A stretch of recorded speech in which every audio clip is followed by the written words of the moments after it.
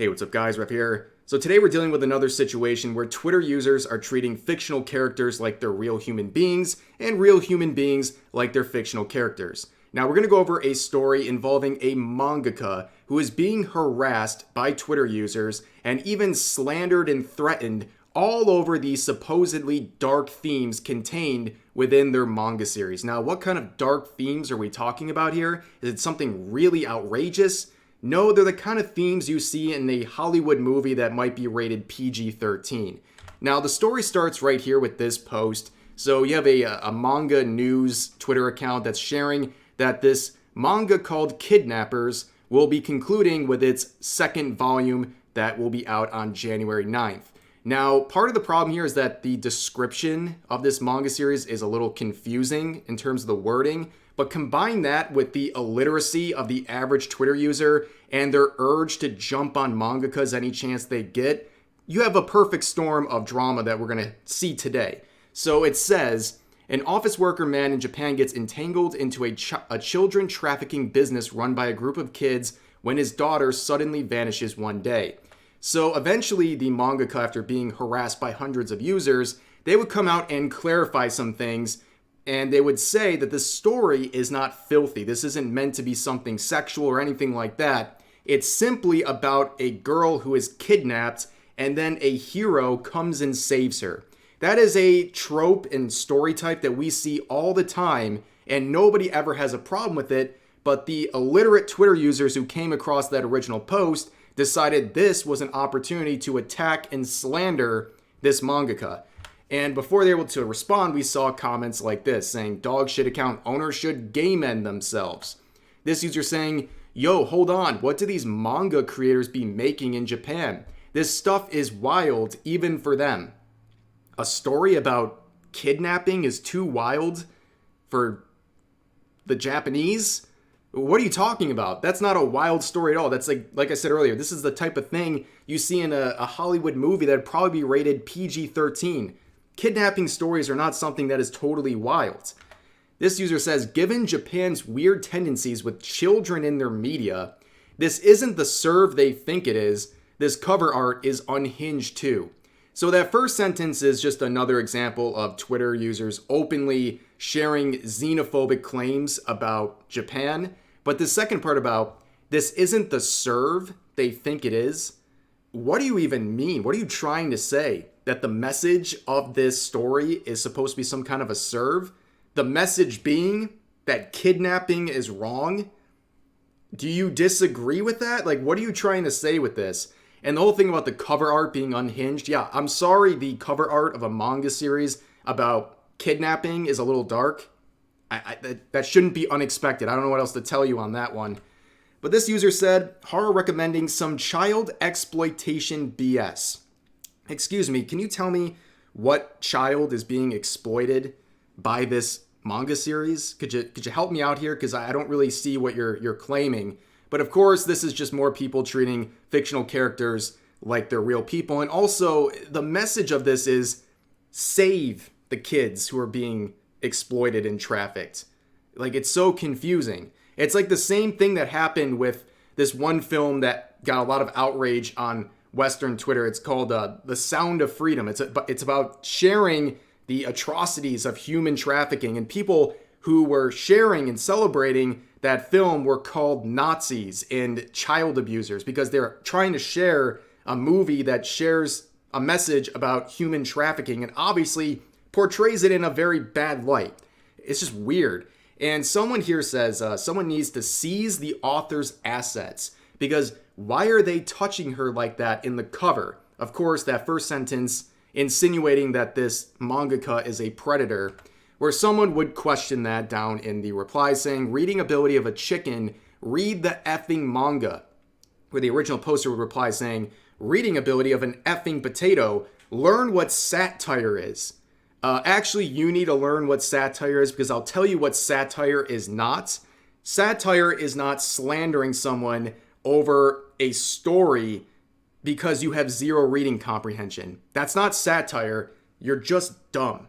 That's it. That's all there is to it. And you're now just trying to basically cop out of this by saying, oh, I was just kidding, bro. I was just pretending to be stupid. It's satire. No, you were being serious with that, and you look dumb now. And you're trying to basically wiggle out of the situation by saying it's satire. But then you get the typical comments like this, absolutely beaten to death attempts at jokes here saying Epstein core, WTF. Another user saying the author 100% was on Epstein's island. Now, Twitter's fascination with likening the horrific crimes of Jeffrey Epstein to things like fictional content, anime and manga and alike is truly mind-blowing and frustrating. And right now, it's even worse because, in case you don't know, a lot of court documents are being unsealed that contain information and conversations with Jeffrey Epstein, some of his clients, some of his victims, and there's supposed to be a list, an actual client list coming out soon, but it keeps getting delayed. But nonetheless, we're learning about some of the people who were allegedly visiting his island dedicated to sex trafficking children. Okay? This is happening right now. We are learning some of the alleged names. Okay? And yet, Twitter users like this, they couldn't care less about these actual real life, terrible, disgusting people being outed. They care about calling random mangakas predators and claiming that they were people visiting Epstein's island. Like, I'm sorry, this is not a joke. It just shows where your priorities are at. And you look really, really stupid to any halfway sane person. This might fly on Twitter, but to any rational person, comparing someone to a client of Jeffrey Epstein because they wrote a manga about kidnapping being bad, it's ridiculous, dude. Like, it really is. And people are pointing this out. So here's a story about a man and his daughter who both got kidnapped by child traffickers. The traffickers are the bad guys. And then you have these weirdos spamming Epstein over and over again. And one thing that's definitely very interesting is the treatment of a story like this in a Japanese context versus a Western context. A lot of people have been pointing out that the story of this manga is very similar to that of Taken, right? You have a situation where the character's daughter is kidnapped by traffickers and he has to go and save her. That is the exact plot, basically, of this manga. And yet, one of them is completely acceptable and everyone understands the message that kidnapping is bad. And the other is met with harassment and people claiming it's glorifying things like kidnapping and all of this stuff. Very interesting to point out. And really, when you look at it, the difference between how those two different pieces of media are treated, what's the explanation for it? Other than something like xenophobia. The fact that the one story is made by someone who is Japanese, and that's why they're getting treated differently. It's not far-fetched to say because we've seen how Twitter treats really just Japan in general, but in particular art and artists that are from Japan.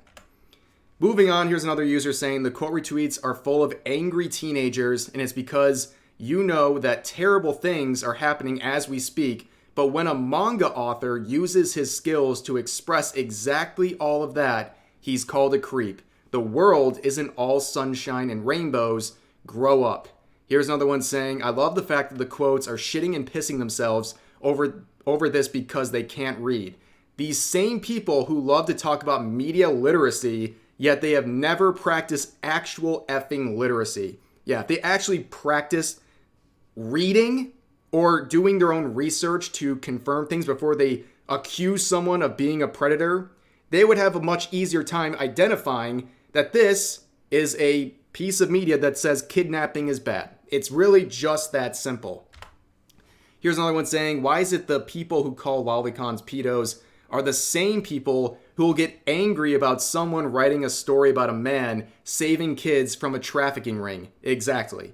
Yes, it's just like I said with The Sound of Freedom when that film came out. Very weird people like self-reporting that they were offended by the message of that film and thought it was something problematic or something that was identified with the alt-right or pedos or anything when the message was kidnapping is bad, please protect children.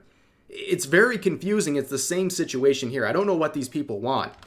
But eventually the artist would come out and make further comment and thank everyone for gaining new followers. And of course, I will put a link to their account in the description. Go ahead and check them out and try to support them any way you can. It seems like right now they are not able to produce an English translated version of this manga because it's too pricey for them and their publishers.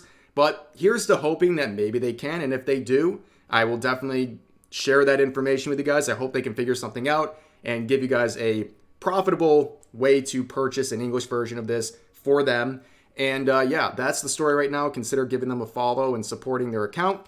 But that's going to do it for this video. I hope you guys enjoyed. Please share all of your thoughts about today's topics in the comment section down below. And I'll see you guys next time.